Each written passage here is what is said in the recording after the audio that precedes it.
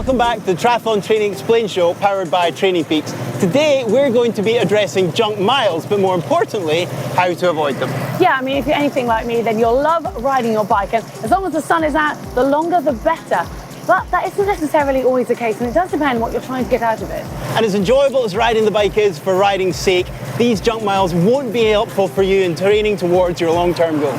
Yeah, and it might sound slightly contradictory because you think normally the longer you do something or the more you do it, the better you're going to get. But it isn't always the case, and cycling is one of those exceptions. So we're going to be explaining why, and then more importantly, giving you tips on how to avoid those wasted miles.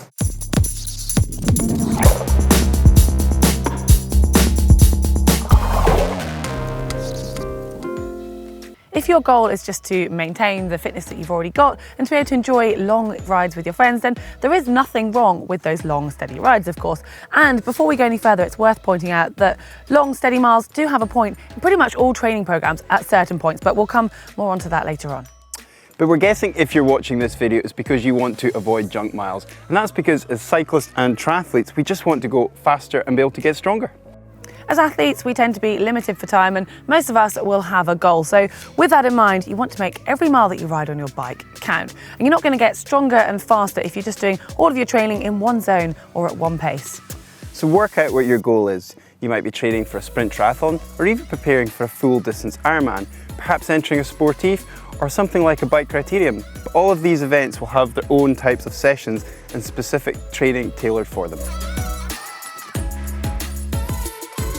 So whatever your goal, in order to get faster, fitter and stronger, you are going to have to mix up your training. There's no point in doing the same thing every day, plodding along, stopping for coffee and cake on every ride, as much as we love to. It's not going to help you on race day when you suddenly expect your legs to find another gear or two.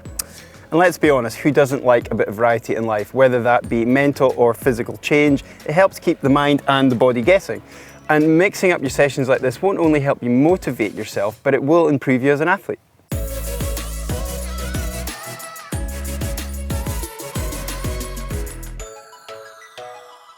Training for cycling can be broken into zones for heart rate or power. Now, junk miles fall into zones 1 and 2, but there are several zones higher than that will give you a lot more benefit when it comes to your training. So accepting that our workouts have to be split up in different zones depending on our heart rate or our power ranges, how many of these zones do we need and how do we divide our time up between them? You might well hear a variation in the number of total zones, anything from 5, 6, 7 through to 8, and within those you've got a variation in the upper and lower limits. And just to confuse things slightly more, some people might label them as your base easy recovery zone, endurance threshold, and at the top level speed, but it's not really relevant. It's more important to understand the reasoning behind the zones. For simplicity, let's use the 5-zone breakdown and we'll talk about the rate of perceived exertion or RPE scale. So, on a scale of 1 to 10, with 1 being very easy, 2 and 3 easy, 4 to 5 is somewhat hard, 8 becomes hard, and 9 into 10 is almost a max effort, something you'd hold for no more than 2 minutes. Zone 1 really is easy. It's up to a 4 out of 10 on the perceived effort scale. And you're going to feel like you've hardly done any work at the end of the session. And if you're like that, then that probably means you've got it pretty spot on. This should feel fairly comfortable, at least in the beginning, but you will be working if you're out there for a few hours. We'd recommend an effort level 5 to 6 on the RPE scale, but please remember that if you're out there for a few hours, conversational pace has to remain the whole time.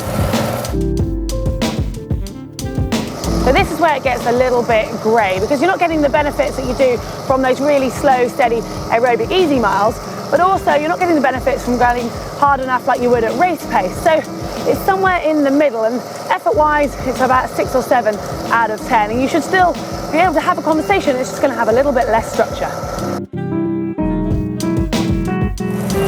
This is a race pace zone, and I'm afraid you're going to have to be in good shape to hold on to this effort for up to an hour. But let's not forget, the definition of threshold is something that we can sustain for that period of time. You'll know when you're in zone 4, breathing's laboured, legs are grumbling, and you really just want to have to stop. And this is going to be an RPE scale of 8 or 9. Ouch, this is going to hurt. It's right up there, a 9 or 10 out of 10 for effort level. So with that in mind, they are going to be shorter. Anything from around 20 or 30 seconds up to potentially 5 minutes. But these are really important as you get close to your race, especially if you've got a shorter distance event.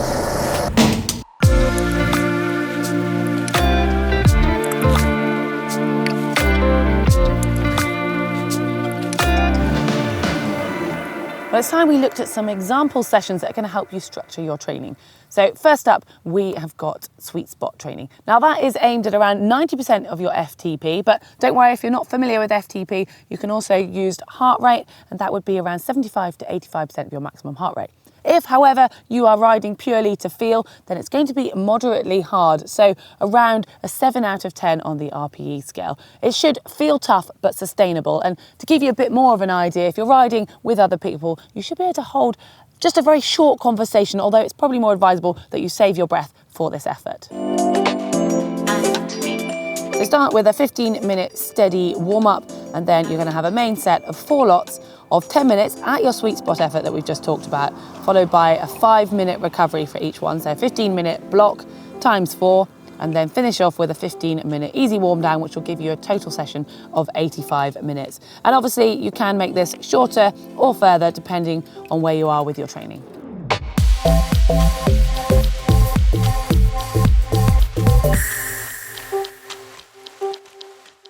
Obviously this is only relevant if you live or train somewhere hilly, and the length and gradient of those hills will of course vary on your location.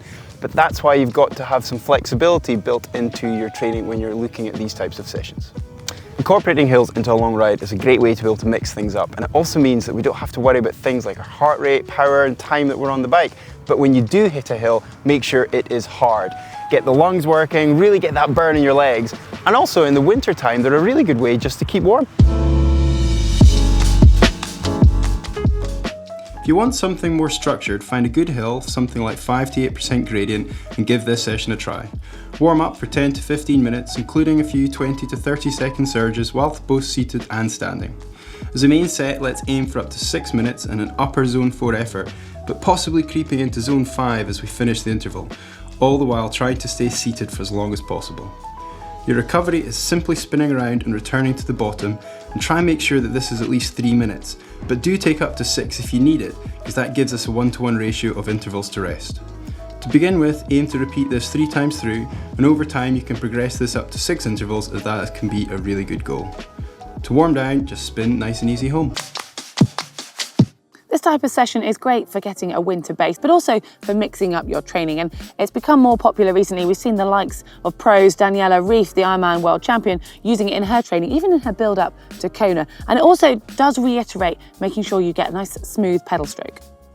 So let me quickly explain what I mean by over gearing. It is being in a big gear, a hard gear, so the big cog at the front, and this, you'll get that grinding feeling, which will naturally reduce your cadence, and it will draw your attention to your muscle recruitment and actually increase muscle fatigue in the legs. So great for training, but it's worth remembering that as triathletes, you actually want to come off the bike in a race with less fatigue. So for that, you're going to want to have a higher cadence. So just make sure you mix up some over gearing with some faster leg spinning as well. We're going to suggest 3 sets through of 5 minutes at a low cadence of around 65 RPM. If you don't have a cadence sensor, don't worry, just try and think about roughly 1 pedal stroke per second. And following this by 3 minutes of easier spinning at a significantly higher cadence, say 90 plus RPM. And then we'll just roll straight back into the next set to complete 3 sets through in total. And as you adapt to the session, progression will be continuing up to 5 or 6 sets of these over and unders. As it sounds, these efforts need to be short and fast because it is actually important to remind the legs to go fast from time to time. But you might say, why do I need to go that fast if I'm only doing something like a half Ironman or an Ironman? But it's crucial to work your top end speed because that will actually help improve your race pace. So within a steady 90-minute ride, try to include 3 sets of 5 times 20 second all out with a 1:40 easy spin. So that's a 2-minute cycle total.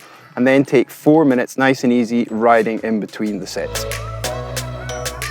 As we mentioned at the beginning of the video, there is a time and a place for those long miles. And in the off season, I personally love just getting out my bike, going for a long ride with a friend, making it social, stopping for coffee and cake. And also sometimes I just get my bike for a bit of a commute to work. You can't beat that feeling of the fresh air and just like time to clear your mind. And remember, riding your bike should be enjoyable, and some miles are definitely better than none. And perhaps you spend a lot of time in the indoor trainer, so getting out and learning how to handle your bike in all conditions does help. And also, you could benefit from riding in bad weather, dare I say, because you never know what's going to happen in a race. Yeah, but if you do want to get fitter, stronger, and be able to race better, like we talked about, you are going to need to mix it up. So why not give one of those sessions a go and let us know how you get on with that as well. Hopefully you've enjoyed this. Hit the thumb up, like button if you have, and to make sure you get all our videos here at GTN, just to hit the globe. And we've talked about sweet spot, but if you want more detail on sweet spot training, there's a video specifically on that, which you can find just here. And if you're time starved, then we've got a video on 5 tips for strategies when you have no time here.